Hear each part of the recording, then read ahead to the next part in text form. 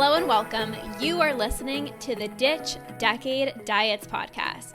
I am your host, Lorna, certified food freedom coach and founder of the Ditch Decade Diets Academy. I've spent 10 years in an unhealthy relationship with food, binge eating, over-exercising, and feeling insecure in my body. This podcast is all about helping you get to the root of your food struggles and teaching you how to rewire your brain so you can end binge eating.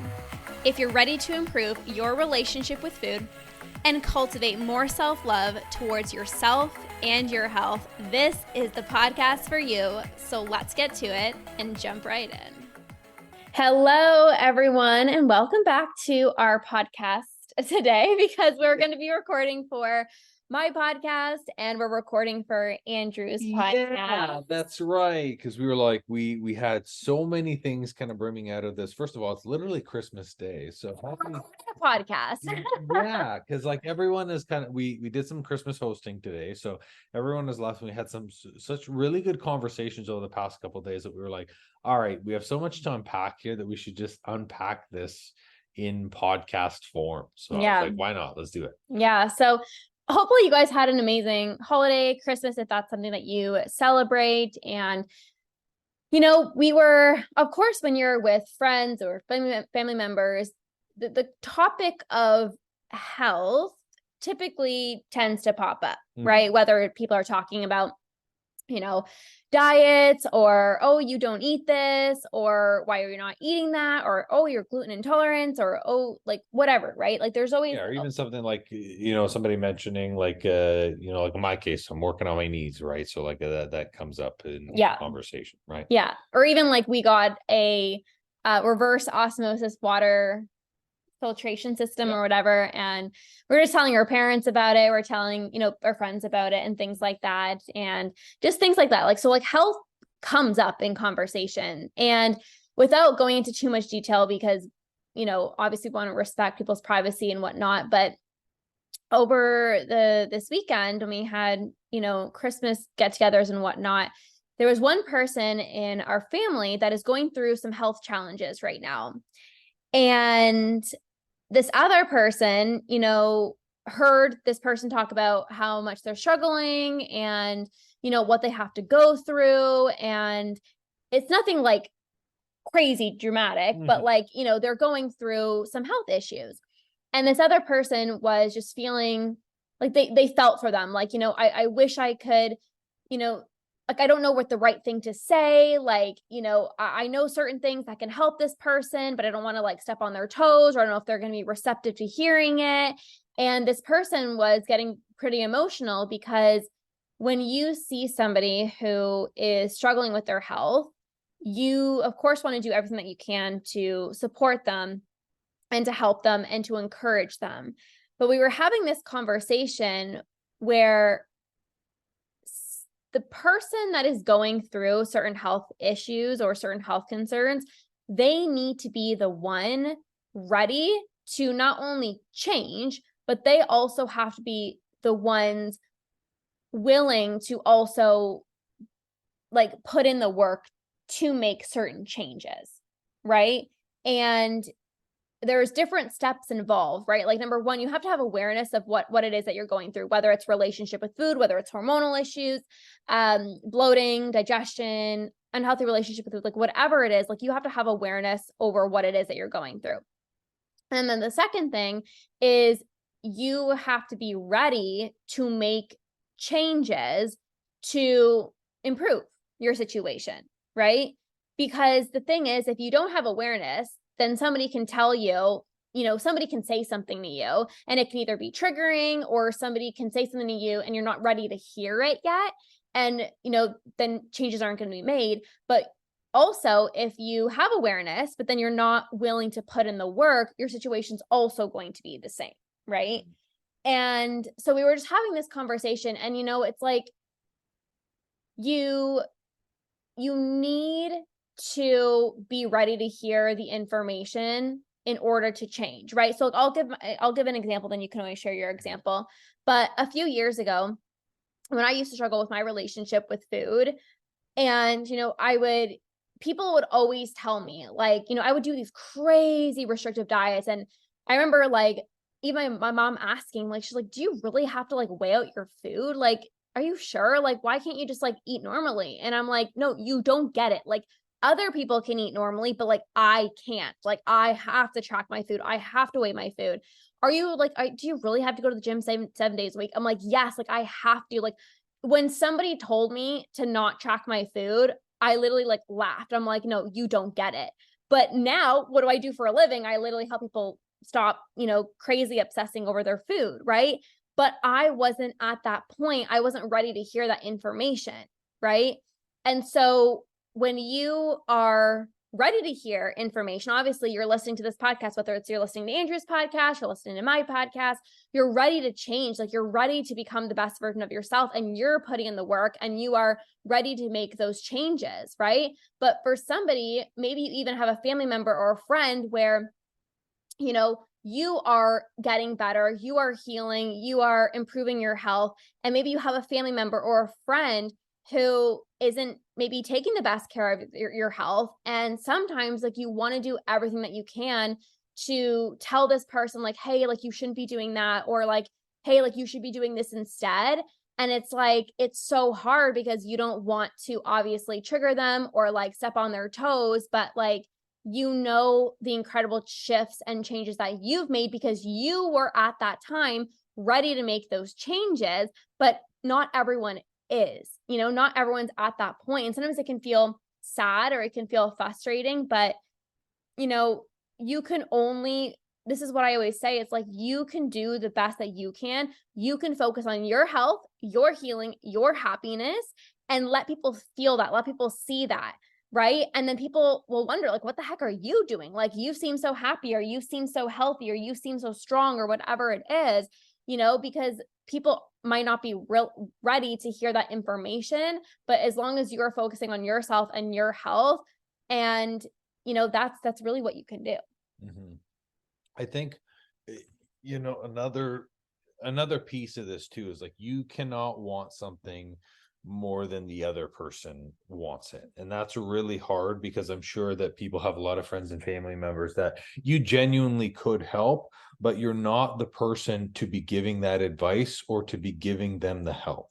And this is where, like, a lot of people have this, like, with their parents, right? Like, when your parent tells you to do something, there's, like, this really high level of unnatural resistance. You're like, don't tell me what to do, like, you're not my boss, right? Like, almost like you're 10 years old. But you'll hear the same type of advice from a financial planner, from an advisor, from a coach, and you're like, oh, that makes a lot of sense. Because most advice that comes from friends and family is what we consider internally biased emotional advice. We think that they're saying this to spite us. We think that they're saying this in some type of form of guilt because they want something. And because we live our life with these filters on, it's really hard for us to then, take that sometimes, which is why having that person that's completely external from those solutions, like a coach, is so important. Right. Another thing in terms of, working with somebody too, and I'll give you an example in my life. Like, I remember the very first business coach that we ever hired when we were at the studio. That wasn't my And first one. wasn't your first one, but it was like, well, one that we Ours together. shared. Yeah, Yeah, yeah. like Okay, makes sense. one that we shared, Yep. right? And I would say the first 6 months of operating that business, like, I just tried a bunch of stuff that didn't work. Like, I was doing things, I was taking action, but the action was really random. I was making random changes. I was doing random stuff. I was making all this small stuff. And even a few friends were like, I don't really think that's the thing that you should be working on. And, like, they were like, "Well, maybe you should consult with somebody on this." And I just kept doing random things, because ultimately, and I had this conversation with Lorna, like, I knew that the moment the moment I worked with a coach, I actually had to make some changes that made me feel uncomfortable, which is why I didn't do it. Because at that moment, I was like, I'm not ready. And when I do hire this person, I want to be ready. Mm-hmm. And, kind of two things to that. One, I recognize now you'll never be 100% ready for anything, not for any type of changes you're making, not for your first kid, not for anything you do. You're never 100% ready. But the second thing is is whenever you hire that professional or you work with someone or you make that decision to change, you must be all in and completely invested in that decision for yourself.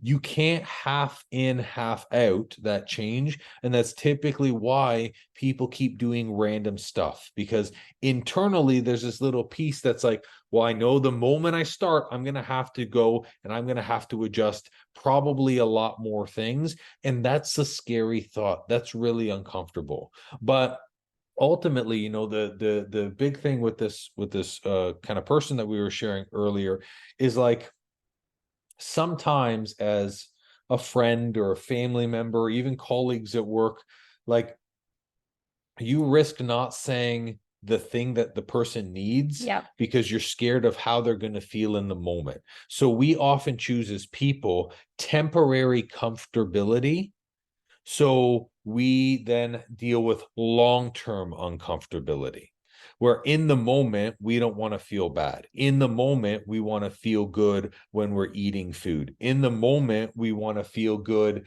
going out, having those drinks, doing those things. But it's the days, the weeks, and the months following that we feel that feeling of feeling bad. And this is where, like, me and Lorna as coaches, like, we know, like, that type of uncomfortability only gets worse when you prolong making choices, taking action, making decisions. And that's why, like, the people that are working with us, like, are in that spot where they're like, I have to change now. Like, I'm not gonna wait, because I know what happens when I've waited. I've waited before. I've waited that year and I've seen weight come up. I've waited that year and I haven't seen a change in my relationship with food. So it's at that point, it's like, you have to make that move at some point, and it has to be the right things. It can't just be random things of action that actually are not going to move the needle forward.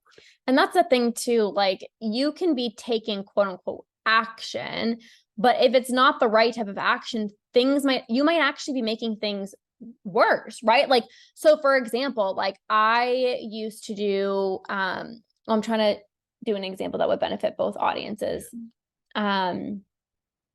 But whatever it is, like, if you, I can even use like intermittent fasting for an example, right? So for intermittent fasting, there's tons of benefits of intermittent fasting. But for somebody who is very, very, very stressed out and they have a poor relationship with food, it's not beneficial. Yeah. Same thing if someone has high levels of stress. Yes, hormonal problem. It's a physical stressor on the body. It's both. So here I am thinking like, oh, I'm like putting in so much effort, like I'm trying so hard, and like it wasn't working for me because number one, I had a poor relationship with food, but also like my cortisol was like through the roof, because of course you're thinking about every single calorie and like, is this good? Is this bad? You know, and sometimes you can be thinking that you're doing the right things, but it's not the right thing. It's like, even in terms of like, you know, foods that you're eating, right? Like if you're having like bloating or you're having like digestive issues, right? And you're like, oh, but like I eat super healthy. Like I'm not eating like, you know, foods that might upset my stomach, but even like quote unquote healthy foods cannot be like, could cause like digestive issues for your specific stomach, right? So it's like, this is why it's so important to like work with a professional and work with coaches, whether it's myself or Andrew, because you have a specific game plan that's custom to you and you're not questioning like, you know, is this the right thing or is this not the right thing? It's like, you know what it is that you're doing. You're not just taking random action. You know what I'll say to this? You know what it is that you're doing? Truthfully, like 100% transparent, you are a self-led, grown-up, fully established human being who can carry a job. Like you are a self-led person. You know what you're not doing. Yep. 9 times out of 10, you know what you're not doing. You also know what you're avoiding, and you're aware enough to know that maybe there's a few things that you're doing aren't working. Everyone knows this. Sometimes we pretend we want to go to the doctors and hopefully they say something else. So then we're like, oh, got it. It's that reason. But like 9 times out of 10, we all know what we are doing. And yet you have to ask yourself sometimes if it's in those moments where you're actively avoiding that thing, or you're tiptoeing around the next step just because of that fear, it's like you already know where you are in that moment.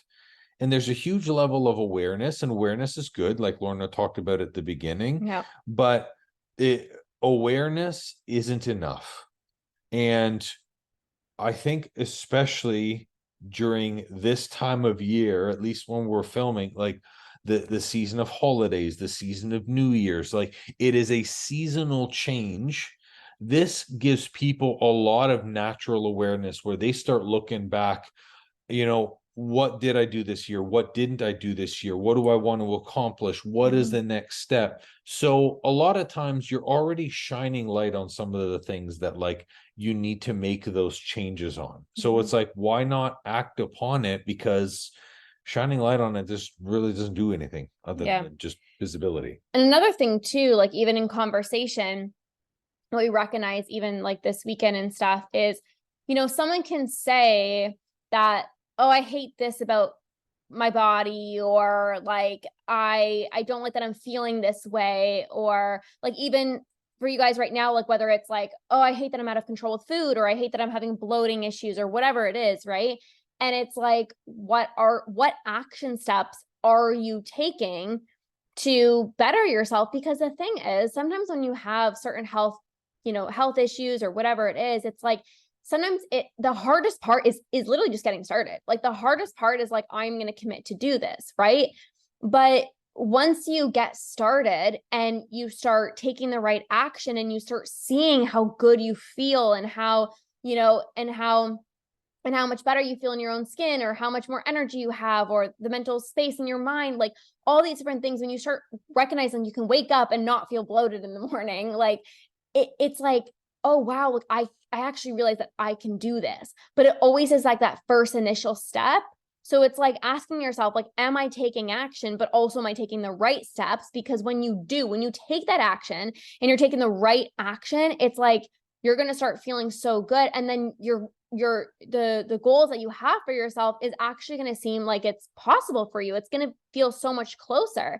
But you can't be complaining that, oh, like I ate so much, or like I'm bloated all the time, or like I feel disgusting, or whatever it is, if you're not actually actively doing things about that, like that's so important, right? Yeah. And it's not to beat yourself up and be like, oh, like, look how I'm feeling, like this sucks. It's not that. Like you guys are amazing human beings where you're like, you know what, I'm feeling this way, but you know what, I'm going to make a change. Like I'm ready for that. And like, those are the people that see the most transformative results, because they're willing to take action to make those changes. And it should be exciting. Like, of course you guys want to feel your best, like physically, mentally, emotionally. Like you want to feel your best every single day, like it's not like a one destination where you just like get there and you've arrived. Like even Andrew and I, we're always working on our health. We're always doing things to improve our health. Yeah, and I it's think like, people are surprised sometimes how much we were always doing things for us. yeah, of and course. and sometimes they're asked like why, like for example, like what was wrong with your water.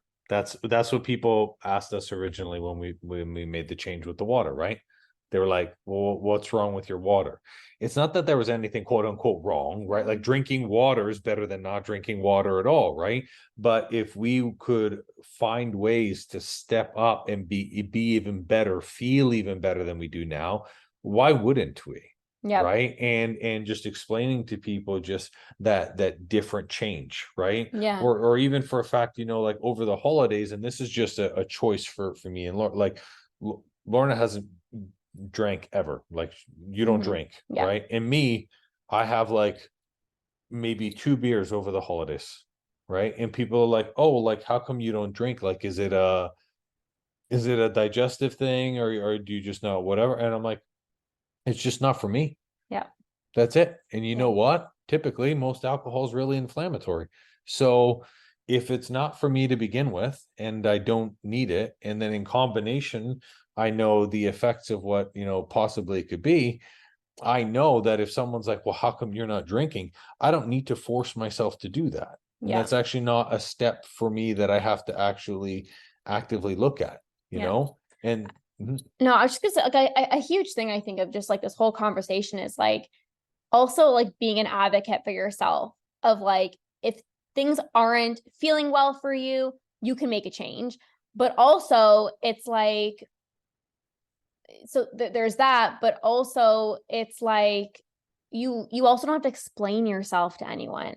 Like, I think there's also that, right? Like, you know, this person that we were speaking to that was having these health issues, right? Like, you know, she was explaining to everyone, like, you know, why she wasn't eating certain foods, or like, you know, why she couldn't have this person's dessert and why she, whatever, right?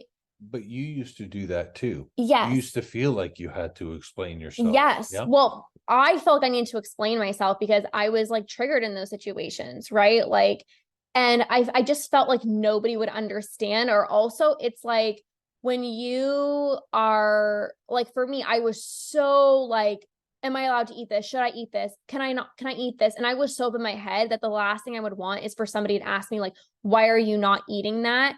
Because maybe I did want to eat it and I was like too scared to eat it, or I would eat it, but I would be like terrified that somebody would make a comment, and then somebody would make a comment. And it's like, it's to like justify why you are eating certain foods or you're not eating certain foods. Sometimes it can feel so exhausting. But one of my family members brought up a good point, and they said, well, sometimes it's good to bring up the issues that you're going through, because then other people can understand. So like, for example, like this one person wasn't able to have gluten, right? And so people were asking like, oh, like, why are you not eating that? And it's like, oh, like I have an autoimmune issue and like I'm not able to have like gluten or whatever, right?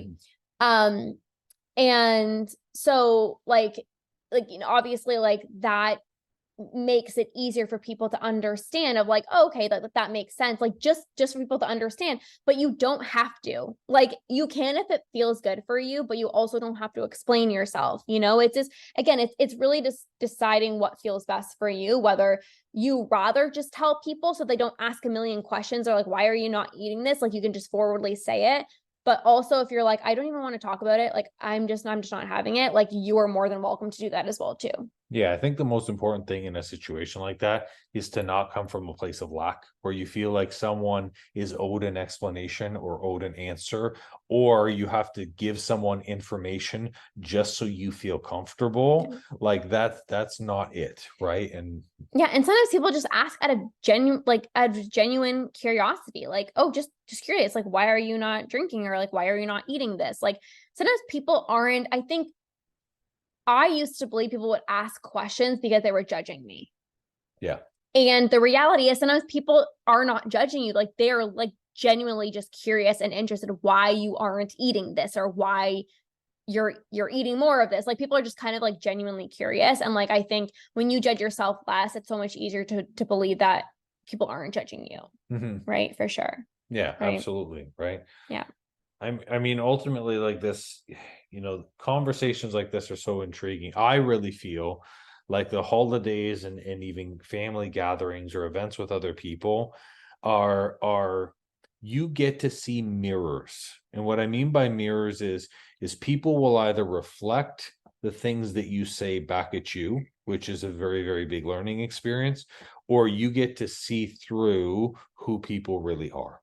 And the longer that you talk with people and the longer that they open up and they share things, like it gives you the opportunity to learn, like, you see other people's triggers when Yeah. they're talking, when they're having, issues of their own.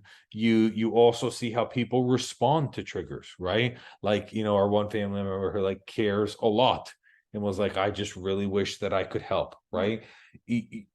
Things like that, like challenges with your health, expose more of who you already are. If you're the type of person who's gonna succeed no matter what, if you're that type of person who's like, you know what, I'm not going to accept how I feel as normal, I'm not going to accept this as the status quo, I'm going to do something every day to work on it, well, then your health is going to get better.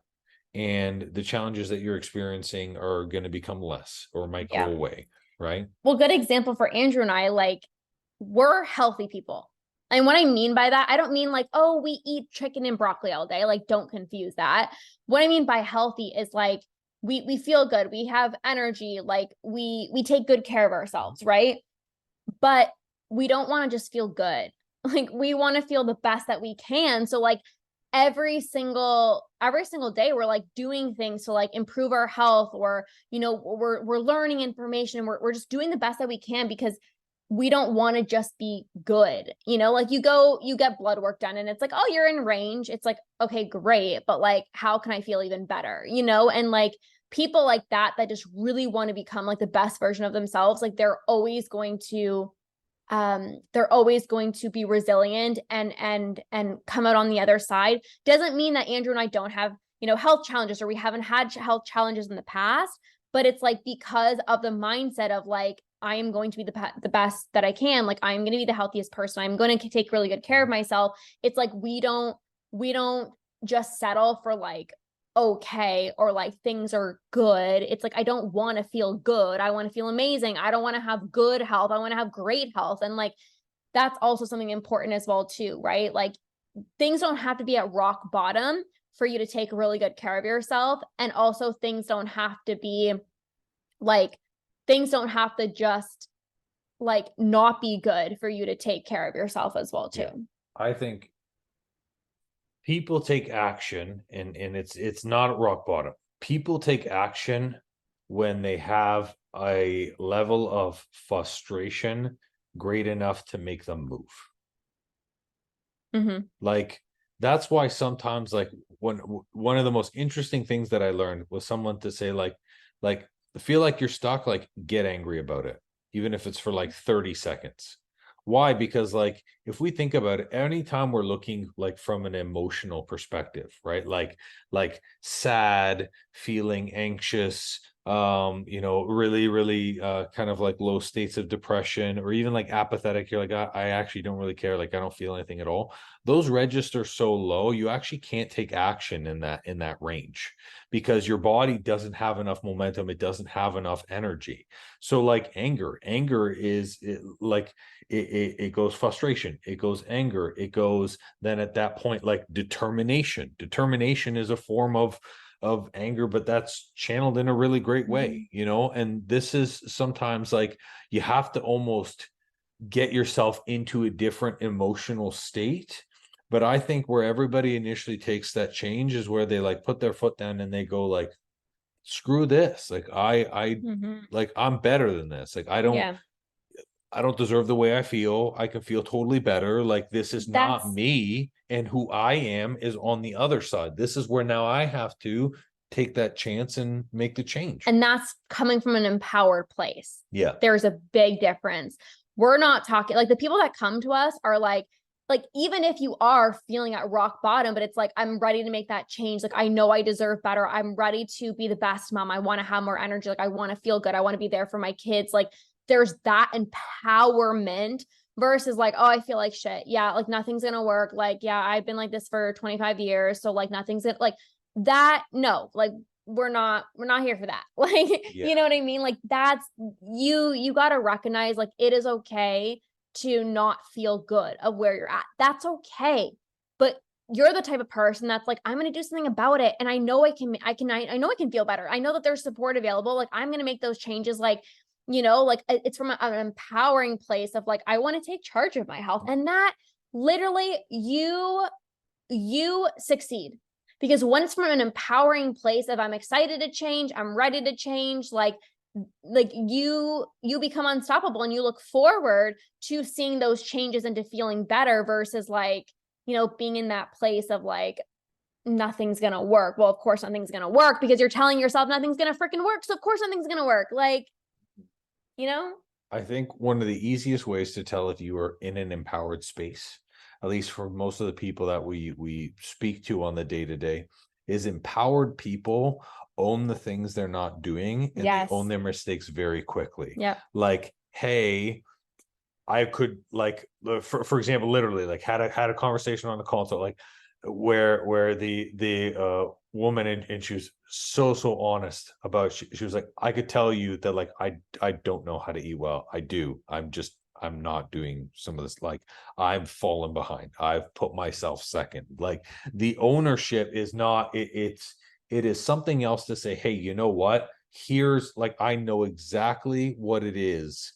And maybe I don't know why I'm not doing it. Maybe I don't know why it's not working, but here it is. And it's on me. And I completely own that. Yep. That shows a huge level of empowerment because you are the one, like anytime you take accountability, you take power back and you put it in your own pocket. Yep.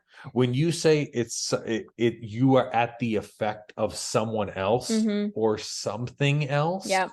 I'm at the effect of, maybe family members put out food and you're like, oh, I hate my aunt because every time my aunt puts out stuff, I eat it. I'm like, it's not really your aunt though, right? Yeah. Like it's that level of giving away your own power that leaves you feeling powerless in situations. Yeah. Or even like, stress eating or like emotional eating. It's like, oh, like my job, like if it wasn't for this work project, like I literally wouldn't be eating bags of chips at night. And it's like, okay, but like also like, do you do that like other times or like, like you also don't want to be blaming.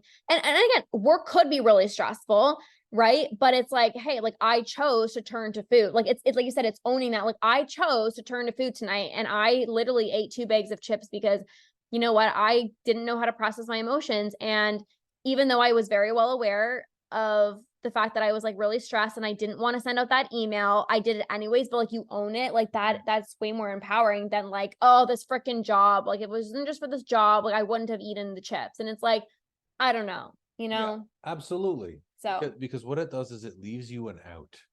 And when you have an out, you will take any out that you have. And you don't have to take accountability or like you don't have to be like, oh, you know what, like looking inwards, like I actually have to fix my relationship with food or I got to stop the stress eating or like whatever it is, you know what I mean? So, or like you have like bloating or like whatever, and you go to a restaurant and it's like, oh, why do these people invite me to this place? Like, but like you can always choose what you want to eat. Like, yes. Yeah, right. Like there's so many things, right? So but I think we're gonna wrap up the episode here. It is Christmas. We're gonna spend some time just like chilling and watching a movie, probably. Yeah, because why not? I know. Right? I was like, you know what? I'm like, let's put a podcast episode because you just learn so much about like we just learned a lot this weekend, just being with friends and family and just like being in conversation. And if we can extract any lessons that we can and share them with you, we're obviously more than happy to do that. So hopefully this was helpful and this was insightful and you can take some golden nuggets and like really check in with yourself. Like, are you making empowered decisions? Are you taking action? Do you have awareness over what it is that you're going through? Like all of these things are so important and things to contemplate. And then that ownership piece, right? You take an ownership of the stuff that's yours. Yeah. Looking at that, and that might be something great to journal on coming into, coming into a couple of days of vacation if you want. But yeah. All right, you guys will have an amazing rest of your day. We hope you had the best Christmas ever if you celebrate. And whether you're listening to this, in the new year or not, regardless, there's, like I said, so many golden nuggets you can really take away from this episode. So thanks for being here. Thanks for listening and have an amazing rest of your day. Ciao. Bye.